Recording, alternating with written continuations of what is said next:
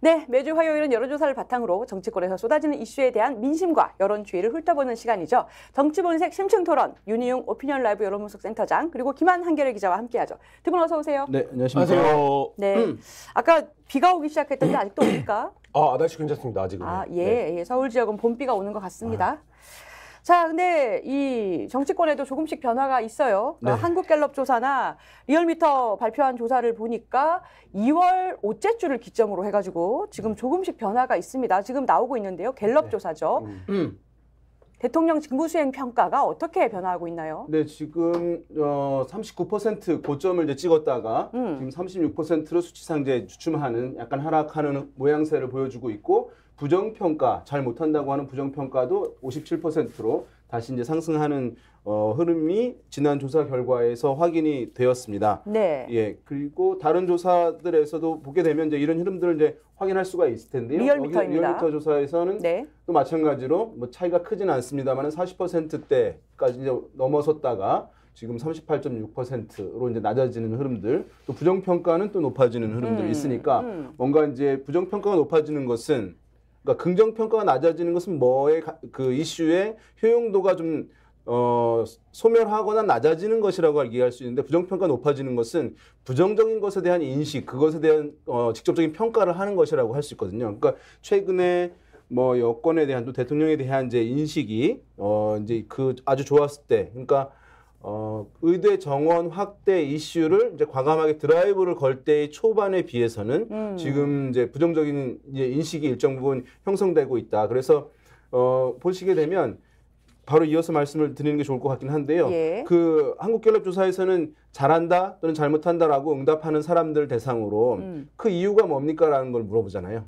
거기에 이제 보게 되면 이제 잘 못한다. 그러니까 의대 정원 확대가 잘한다고 하는 긍정평가의 근거로 활용되죠. 그러니까 대통령의 직무수행 잘한다고 평가하는 이유가 뭡니까? 했더니 의대 정원 확대가 23%. 어떤 이제 근거로 작용한 거예요. 근데 가로 열고 -5라고 돼 있죠.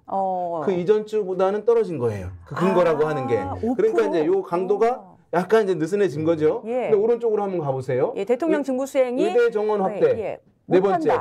라는 거에도 들어가 있네요. 7% 들어가는 거죠. 그러니까 이 이슈 자체가 국민적 호응이 있는 이슈인데 지금 다루고 있는 이 상황에 대해서는, 또는 지금 벌어지고 있는 이 상황에 대해서는 문제가 있고, 이것을 대통령실이나 여권에서, 여당에서, 아니면 정부에서 이 문제를 좀 개선해야 된다라고 하는 시각을 일단의 국민들이 이제 좀 인식하기 시작했다.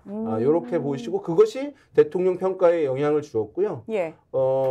아까 이제 부정평가에 보면은 인사라고도 있어요. 바로 아래 보면은 의대 정원 확대라고 있고, 그 아래 보면은 인사라고 파란 글씨 있잖아요. 아마도 이제 이종섭 호주대사 임명과 관련한 이슈들이 있었는데, 이것도 이제 부정평가의 근거로 작용을 한 거죠. 그렇군요. 그러면서 이제 지표의 변화가 좀 나타났다 보겠습니다. 김한 기자님은 이렇게 지금 기점으로 해서 변화 느껴지는 부분 어떻게 보십니까? 일단 뭐 이 방송에서 여러 번 말씀드렸지만 대통령실이 지난주부터 보이기 시작했거든요. 그러니까 한 14일 기점인 것 같은데, 예를 들면 이종섭 대사 임명하고 그다음에 황상무 수석 발언 나오고, 그러면 사실 대통령실 입장이 뭐야? 대통령실이 왜 이러는 거야? 그러니까 이제 보이기 시작하면서, 그러니까 말씀드렸지만 이게 이제 보이면 지지율이 떨어지는 이런 기이한 일이 이제 벌어지고 있는 건데요.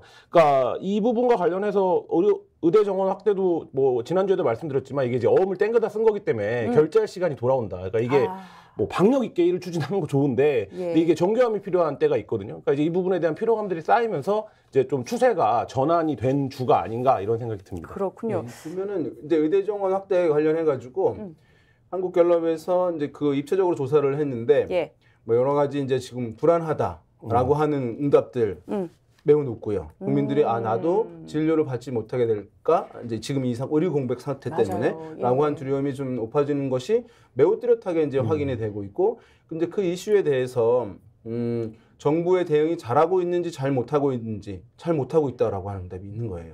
그러니까 지금은 그 이슈 자체의 국면, 찬반에 대한 국면을 넘어서서 이 이슈를 지금 상황을 어떻게 해소할 것이냐, 해결할 것인가에 이제 국면으로 와 있는 거니까, 국민들의 어떤 평가의 그 단계가, 국면이 이제 바뀐 상황이라고 할 수가 있고, 그리고 또 조사가 있었는데 지금 2,000명 정원 그대로 가야 된다, 밀어붙여야 한다라는 선택지. 그 다음에 또 한 가지는 중재안을 내서 대화를 해야 된다라고 하는 비율이 제법 40% 넘게 나온 거예요.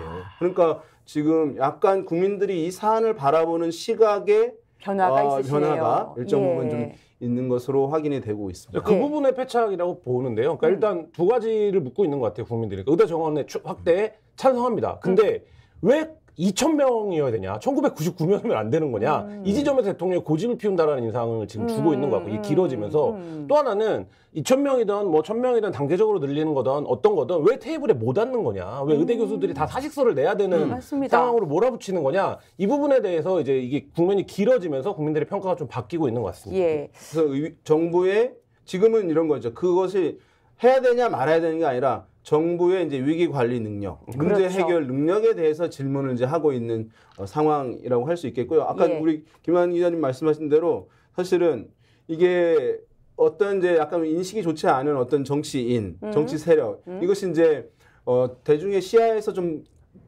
비켜서 있으면 네. 사실은 이제 부정평가할 건 없는 것이니까 더 악화되지는 않는 것이거든요. 네. 그러니까 지금까지는 그러니까 1월, 2월이 국민의힘 또는 한동훈 비대위원장의 시간이었다고 할 수 있거든요. 그것은 뭐 야당이 상당히 부실하게 캠페인을 전개한 부분도 있고 내부에 잡음이 있는 부분도 있어요. 예. 한편으로는 이제 윤석열 대통령이 사실은 정치적 시야에서 이제 사라져버린 맞습니다. 것도 사실은 예. 그것을 가능하게 한 여러 환경 중에 한 부분인 것인데 최근에 이제 이런 이슈가 불거지게 되면서 대통령실도 입장을 내야 되는 것이잖아요. 맞습니다. 정치력을 발휘하는 모습을 보여줄 때가 됐죠. 예, 아니 그 메시지도 내야 되고 하는 거니까 그러면은 대통령실 입장은 이렇습니다라고 하는 것들이 나오게 되는 것이니까 예. 그러면은 국민들 같은 경우에 어떤 유권자들은 선거는 여러 정당들 중에 뭐 괜찮은 정당 뽑는 게 선거야라고 생각하시는 분들도 있지만 많은 또 국민들 유권자들은 선거는 우리가 이제 국정을 그 권력을 주어서 이제 운영하게 한 세력에 대해서 평가하는 시간이야, 기회야라고 선거를 바라보는 사람들도 많이 있거든요. 근데 그러면은 선거 국면에 그 상징적인 인물이 대통령인데 대통령이 안 보였어요. 예. 그러면 심판론도 사실은 네. 약간 누그러질 수 있는 거예요. 근데 다시 이제 그 대상이 무대 위에 올라온 상황이 되었으니까 최근에 심판 기류의 복원 이 흐름에도 일정 부분 영향을 주고 있는 것이다 보겠습니다. 자, 이어서 국민의힘 지지도도 보겠습니다. 똑같이 하락하고 있습니다. 그러니까 2월 다섯째 주 리얼미터인데요. 정당 지지도를 보시면은 국민의힘 굉장히 빠르게 하락하는 모습을 보이고 있어요. 그러니까 리얼미터에서 더불어민주당 옆에 있는 국민의힘 쪽을 보시면 41.9%였는데 37.9%고요. 갤럽 조사에서도 40%의 지지율을 보였었는데 37%로 3%가 빠진 모습을 보이고 있습니다. 네. 이것도 원인은 거의 동일하겠죠, 기자님? 네, 어쨌든 뭐 기본적으로 여당의 지지율은 대통령의 지지율과 연동되는 측면이 있기 때문에 그 네. 지점이 있는 것 같고요. 지금까지 이제 국민의힘이 고점을 누려왔던 이유는 이제 본인들이 뭘 잘해서 실력이 있어서가 아니라 반사 이익을 많이 누려왔던 측면이 있는 거죠. 민주당의 어쨌든 공천 내분이라든지 여러 가지 문제들 때문에. 근데 사실 이제 그런 부분들이 좀 이제 일단락되고 정리가 되면서 국민의힘을 들여다보면 국민의힘도 뭐 그렇게 지금 상황이 내부가 좋지 않은데 뭐 이런 부분들이 있는 것 같고 또 한 가지 국민의힘이 치고 나갔던 바탕이 뭐가 있습니까? 그러니까 윤석열 한동훈 갈등에서 뭔가 국민의힘이 그동안은 당정 관계에서 찍소리도 못하는 것 같아라고 하다가 한동훈이라고 하는 이제 어쨌든 미래 권력으로 지금 칭해지는 인물이 등장하면서 뭔가 리더십을 갖추고 당의 꼴로 돌아가는 것 같아 이런 이제 인상을 줬던 거 아닙니까? 근데 예. 사실 그 효과가 뭐 보수 언론들도 많이 지적하고 있지만 사실 이제 한계치에 왔다. 그리고 뭐 지난주 이제 후반부터 다시 이제 말하자면 한동훈 체제에 대해서 대통령실이 못마땅해 하는 것 같은 기류가 역력해지는 이런 갈등 상황 이런 것들이 좀 복합적으로 영향을 미친 게 아닌가 싶습니다. 그러니까 여기에 이종섭 장관 논란으로 윤석열 대통령의 정권 심판론이 재소환된 이런 상황이죠. 이것도 아마 영향을 줬을 것 같습니다. 그 부분은 굉장히 크죠. 지금 뭐 서울 수도권에 출마한 의원들이 지금 이례적으로 이 정권 들어와서 거의 처음인 것 같은데 대통령실을 향해서 목소리를 내는 국면이 연출되고 있는데 왜 그러냐면 현장 돌아보니까 두 가지 때문에 선거 못하겠다는 거예요. 그러니까 네. 뭐냐? 물가가 너무 비싸다. 그러니까 이게 그동안 정치권의 이슈에서는 잘 안 나오던 문제입니다. 그러니까 뭐 사과가 한 알에 10,000원이다 이런 얘기도 있었지만 사실 이게 선거 캠페인을 하려고 뛰어들어가 보니까 이 얘기밖에 안 하는 거예요. 정말 비싸요. 지금 장바구니 물가 너무 비쌉니다. 그거는 100% 여당 책임으로 사람들은 받아들이는 부분이거든요. 이 문제가 깔려 있는 데다가 두 번째가 이 이종섭에 대해서 지금 뭐 여러 가지 나오고 있는데 뭐 호주 대사가 아니다 도주 대사다 이런 얘기까지 나오고 있지 않습니까? 이 부분에 대해서 명백하게 잘못했다. 이 부분은 지금 돌파가 안 되고 있는 상황이기 때문에 국민의힘 입장에서도 이제 이 부분을 계속적으로 해소를 요구하고 있는데 앞선 시간에서도 얘기했지만 대통령실이 지금 전혀 그 부분에 대해 응해줄 의지가 없는 것처럼 보이기 때문에 국면이 좀 장기화될 가능성이 있어 보입니다. 물가 문제 같은 경우는 이제 매우 크거든요. 저도 이제 뭐 선거 캠페인 하는 분들 이제 보게 되면 후보들 보게 되면 뭐 그 부분 여권에서는 이제 이 부분 때문에 말씀하신 대로 왜냐하면 유권자들이 그 하소연을 하잖아요. 우리 내 목소리를 전달해야 되는데 그 하소연을 하는 것이니까 내 목소리를 전달할 수가 없는 것이고 그리고 이제 야당의 후보들은 이것을 매우 이제 주요하게 캠페인 소재로 활용을 이제 하는 부분들이 대부분의 홍보물들에 그게 들어가요. 막 이제 그래서 근데 여권 입장에서는 이 물가 문제는 단기간에 해결할 수 있는 사안이 아닌 거예요. 선거가 지금 이제 다가오고 있는 그런 상황인데 그러니까 할 수 있는 것을 해야 되는 거죠. 캠페인이라는 것은 할 수 있는 걸 하는 거거든요. 자기가 통제할 수 있는 것. 근데 지금 호주 대사 관련해서 이제 이 이슈들 또는 이제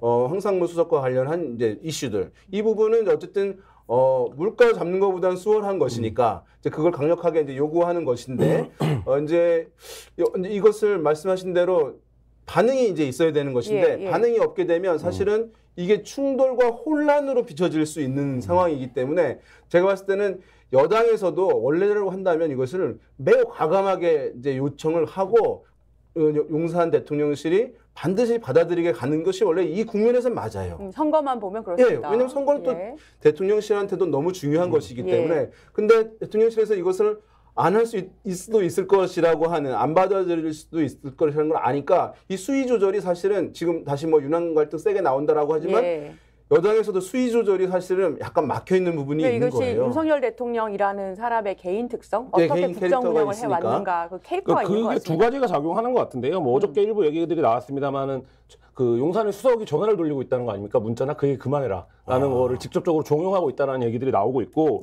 또 한 가지는 한동훈 비대위원장이나 의원들의 이제 워딩에 주어가 없어요. 그러니까 예를 들면 윤석열 대통령에서 이종섭을 귀국시켜라 이렇게 얘기하는 거 아니에요. 그 점을 또 주목하셨네요. 그러니까 맞네요. 공수처가 수사를 해야 되니 돌아오시라 이런 얘기예요. 그러니까 그거는 주어가 이종섭 대사인 거고 황상무 수석도 마찬가지입니다. 경질해라. 윤석열 대통령 황상무 수석 경질해야 됩니다. 이게 아니라 자진 사퇴해라, 사퇴해라 이거거든요. 그러니까 사실 이 부분만 놓고 본다면 두 가지 측면, 그러니까 지금 말씀하신 것처럼 용산은 이 문제를 지금 개선할 여지가 없고 오히려 굉장히 좀 화가 나 있는 상태인 것 같아요. 그 기류로 보면 사실 이렇기 때문에 굉장히 좀 어려워지고 있다 문제가 뭐 이런 생각도 듭니다. 자. 스픽스는 말하는 언론입니다. 대세는 유튜브, 그중에서 스픽스. 좋아요, 댓글, 구독, 알림 설정. 여러분이 저희를 사랑해 주시고 우리가 여러분을 사랑하는 4가지 방법입니다.